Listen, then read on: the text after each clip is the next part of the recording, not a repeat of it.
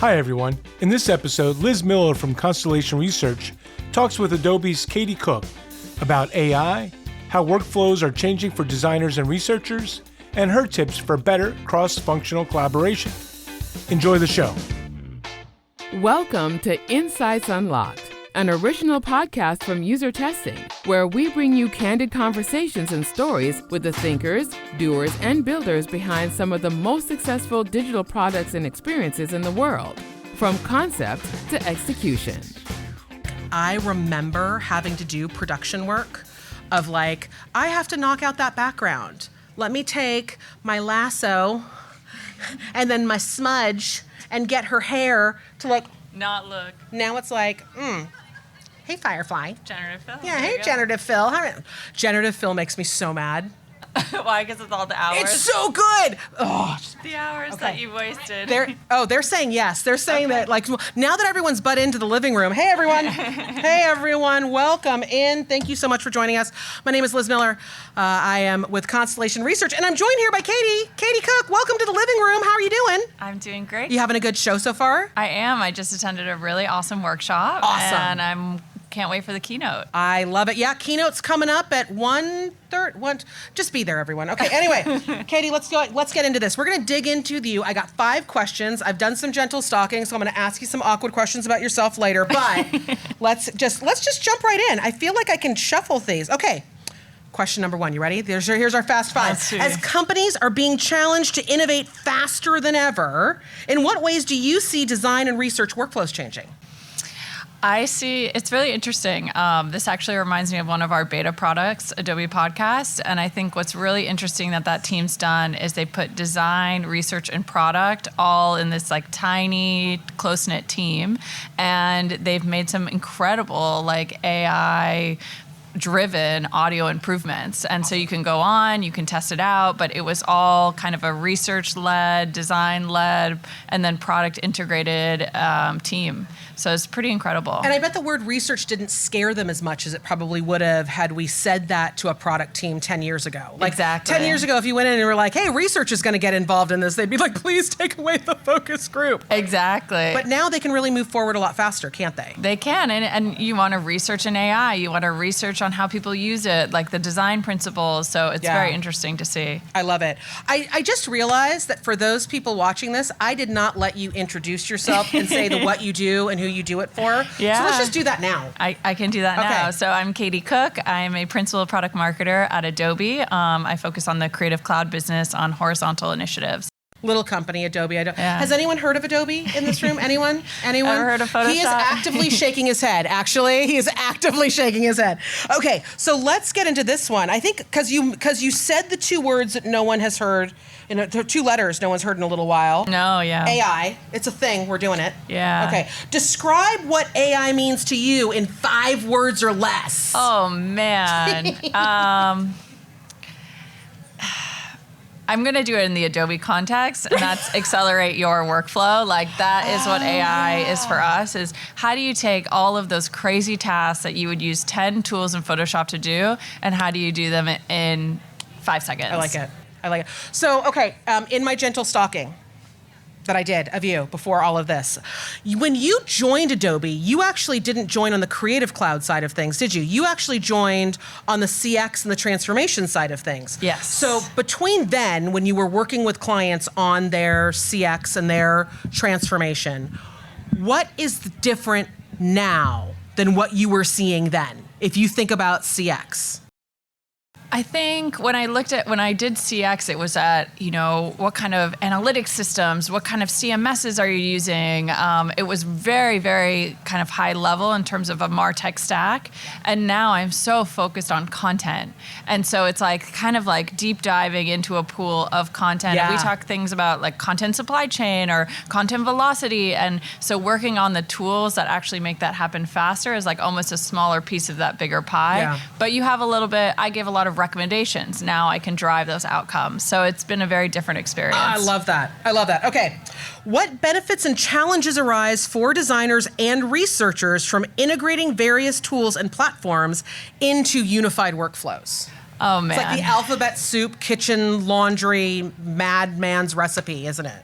Yeah, I thought when I was in the MarTech world, like you have these charts that show all like the different tools that you can use for analytics. Frankenstack, They're just crazy. There's like 500 of them. And then I said, it has to be easier on this side. But now, you use user testing, but you ideate on Miro, and then you kind of bring it into different frameworks, and you do UI UX testing. So there's a million different tools, and I also think like you study a very particular problem. You don't study a customer journey. And so that has its own challenges as well of like, how do you integrate learnings across more than just a checkout flow? Because a customer is much more than just like a checkout. I love that because I think that when you think about your average designer right now, they're like, okay, here are these 19 different things that are telling you that this is all wrong. Right. But where do you pick that high fidelity signal that's like, actually, I don't care if all the machines are telling me it's wrong, if my customer is telling me it's right, where do I get that from? Exactly. And that tends to be the hardest thing in that, right? And then, do you look at the quant metrics? Do you look at the session replays? Do you look at, there's all these different ways that you could look at it, and it's very hard to put all the pieces together. And then, of course, you roll out a new version. So, right. so you get to do it all again. Go do it again. Yeah. But have you started seeing teams get frustrated with that, almost like the over architecture of that process? Or are they kind of wanting to free up some of their time? So does speed become the big, like speed, velocity? I think what happens is you kind of like narrow scope, right? Yeah. And that has benefits and drawbacks. And I think you have focus on certain parts of the customer journey. So you can make sure the trial experience is the best thing they've ever had, but then when they start their onboarding, it's fallen to the ground. So how do you think about like what parts you need to optimize and how you do that? Okay, so this question kind of ties into that, right? So it's, in what ways can we increase cross-functional collaboration between design, development, and research teams? How have you seen it work really well? I think it's our team is driving this goal. Yeah. And being very clear, like, this is the goal that we're all working towards. Everyone's on board with this goal, because I think when you have different teams pursuing different goals with different KPIs, it's just a mess, right? Yeah. Because maybe success for them is achieved, but success for this other team is not achieved. But if you have a higher level goal of, we are doing X, and this is how we're going to get to X, and these are how all the activities ladder to X, it makes it a lot easier. And then it's also like, you're all on this boat together, like, you're going somewhere together, so it's motivating as well. I think also, I see a lot of teams succeed when they put a business metric in it as well, where it's not just a functional metric or an operational metric. Like, you really have that business metric of, what are we driving our customers to do, and how does that link back into the experience?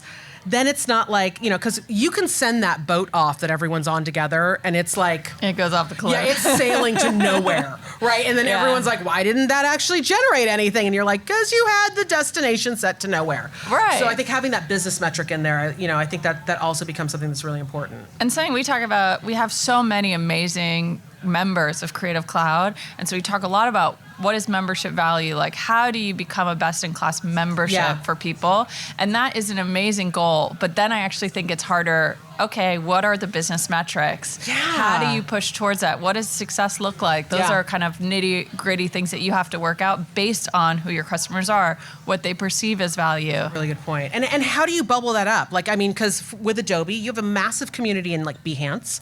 You have a massive community in Experience League. Bringing all that signal up, if you listen to everyone's suggestions, you would be nowhere. Yeah. You would be absolutely the clouds need to stay a little separate. Yeah, exactly. Well, then you have to start to pinpoint. Get specific. Okay. I know. I feel like I should ask you which one you want to answer, but then that would be cheating. No. Okay, I'm going here. If you had a magic wand, which part of the UX research process would you automate first, and why? Ooh, I would love, we get hours of footage, right? And we have all these interviews. And I think a human brain can only do so much in terms of synthesis and pulling out key ideas. But if we had some automation in terms of, here are the key topics or here are the key words, but it's more than just like oh, they said the 20 times, right? How does the computer identify topics or themes and then pull those out for me? I think that would be incredible because I spend so much time listening. Okay, how many times did they say that? In what type of context did they say that? Right. And how do you pull out the right themes? Because you're only going to share 2 to 3, right? And so what are the most salient ones that we can bring? That's really where all of the AI, that's AI getting put to work. Yeah. Right? Yeah. I like it. I need the computer to do Right, you're the like, work. I need this to work. And okay.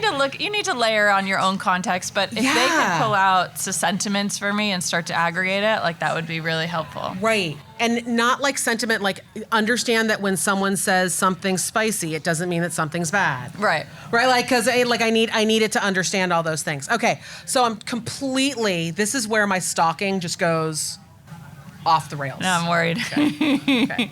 Are we ready? Harvard Westlake. That's where you went to high school. That's where I went to high school. Did you also go to grade school there? From middle school and high school. Middle school and high school up. Here's what I'm going to say to you. I graduated from Buckley. We're going to be better than you forever. Just forever.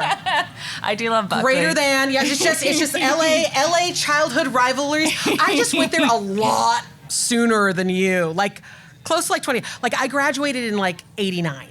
And you graduated in 2008. So different rivalries, completely different. But it's what happens when you get they nerdy weren't even prep Harvard school. and Westlake. They weren't Harvard and Westlake then. It was it's where the Menendez brothers went versus where Tyra Banks went.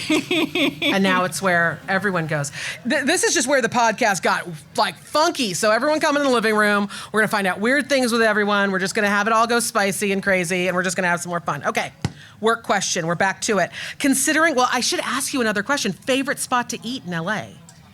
Ooh. In the Valley. Let's narrow it down. Oh, we're gonna narrow it down. Favorite spot to eat in the Valley.